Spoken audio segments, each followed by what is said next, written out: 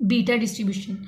Beta distribution को हम mirror image distribution भी बोलते हैं। बीटा डिस्ट्रीब्यूशन के दो पैरामीटर्स होते हैं, एक होता है लैम्डा और दूसरा होता है अल्फा, और इसका पीडीएफ जो है वो हमारे पास इसके इक्वल होता है और इसकी जो रेंज होती है वो 0 से 1 तक होती है। इस वीडियो में हम मीन और वेरिएंस फाइंड करेंगे बीटा डिस्ट्रीब्यूशन का।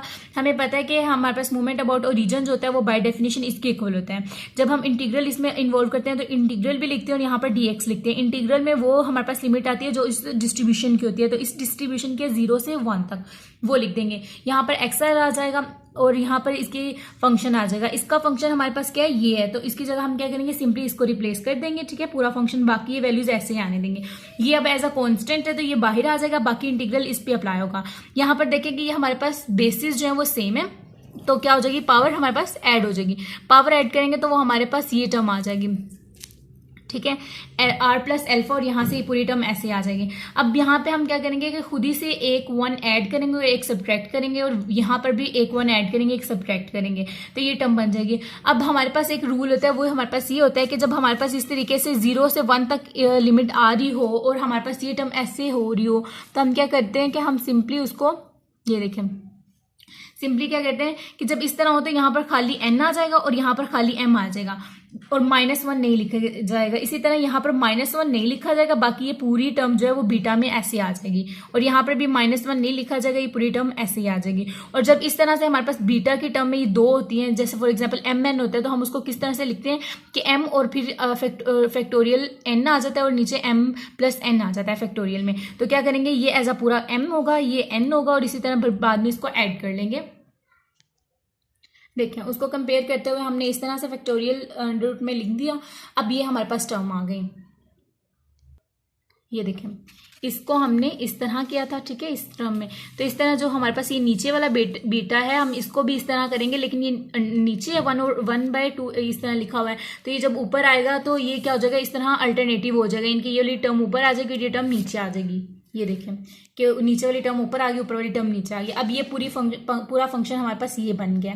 अब यहाँ पर नेक्स्ट स्टेप में आप देखें, आप क्या करेंगे कि सिंपली ये देखें, एक ये लैम्डा प्लस 1 एक लैम्डा प्लस 1 से कट हो रहा है। ठीक है, आप इसको चाहे यहाँ से कट कर देंगे और बाकी आपके पास ये कम हो जाएगी। ठीक है, लेकिन यहाँ पर मैंने वो नहीं किया हुआ, यहाँ पर सिंपली यहाँ पर क्या किया, 1 1 2 कर दिया, और यहाँ पर भी यहाँ पर 1 1 2 था वो लिख दिया, बाकी ये पूरी टर्म ऐसे रहने दिया। अब चाहे तो आप इसी को मतलब एक स्टैंडर्ड म्यू आर्बिट्रेरी कंसिडर कर सकते हैं, और आप चाहें तो इसको थोड़ा और सिंप्लीफाई करके फिर उसको कंसीडर कर लें। तो मैंने थोड़ा और सिंप्लीफाई किया था, वो किस तरह से कि ये म्यू आर को जब हमने इसको ओपन किया फैक्टोरियल में, हमें पता है कि ये वाली जो पूरी टर्म होती है इसमें से -1 कर देते हैं, इसी तरह इसमें से -1 कर देंगे, इस टर्म में से -1 कर देंगे, नीचे वाली टर्म में से -1 कर देंगे, इसमें से -1 और फिर इसमें से -1 कर देंगे।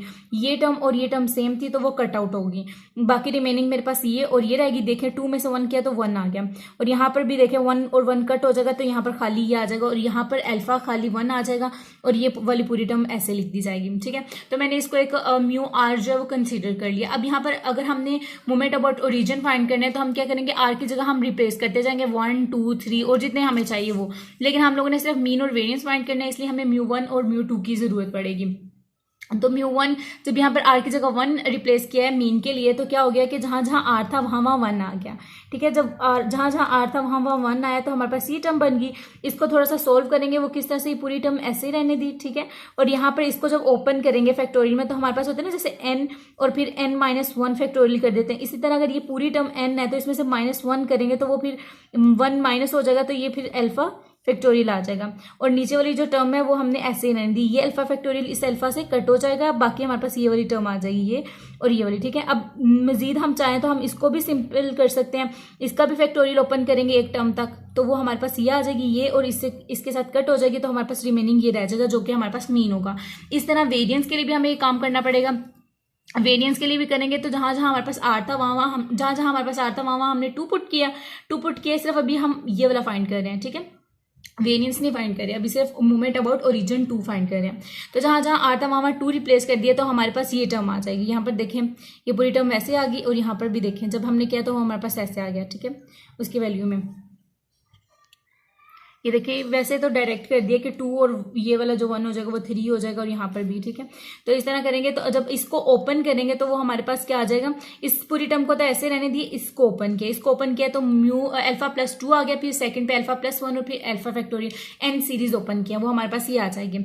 इस तरह जब हम इसकी सीरीज ओपन करेंगे तो पहले 3 आएगा, फिर 2 यहाँ पर आ जाएगा, फिर 1 फैक्टोरियल आ जाएगी, ये इससे कट हो जाएगा, ये इससे कट हो जाएगा, तो रिमेनिंग हमारे पास ये रह जाएगा जो हमारे पास मूवमेंट अबाउट ओरिजिन 2 आ जाएगा। अब हमने वेरिएंस फाइंड करना है, उसके लिए हम क्या करेंगे, देखें वेरिएंस का हमें पता है कि हमारे पास किसके इक्वल होता है, इसके इक्वल होता है। यहाँ पर हमने जो अभी कैलकुलेटेड किया वो वैल्यू लिख दी है और मूवमेंट अबाउट जो मीन हमारे पास आया हमने वो लिख दिया यहाँ पर, ठीक है। मूवमेंट अबाउट ओरिजिन 1 जो है वो मीन के इक्वल होता है, तो वो हमने यहाँ पर लिख दिया।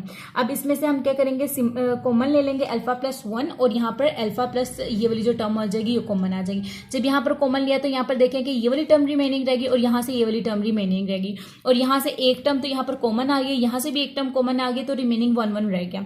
अब यहाँ से हम क्या करेंगे, नीचे कॉमन फैक्टर को मल्टीप्लाई करेंगे। देखिए कॉमन फैक्टर तो इसमें है कोई नहीं, तो एलसीएम बनाने के लिए क्या करेंगे, इसको ऊपर मल्टीप्लाई करा देंगे और इसको इधर मल्टीप्लाई करा देंगे और दोनों को नीचे क्रॉस मल्टीप्लाई कर देंगे। जब क्रॉस मल्टीप्लाई करेंगे, इसको ओपन नहीं किया, ठीक है, ऊपर वालों को ओपन करेंगे, उनको ओपन करके आपके पास ये टर्म बन जाएगी।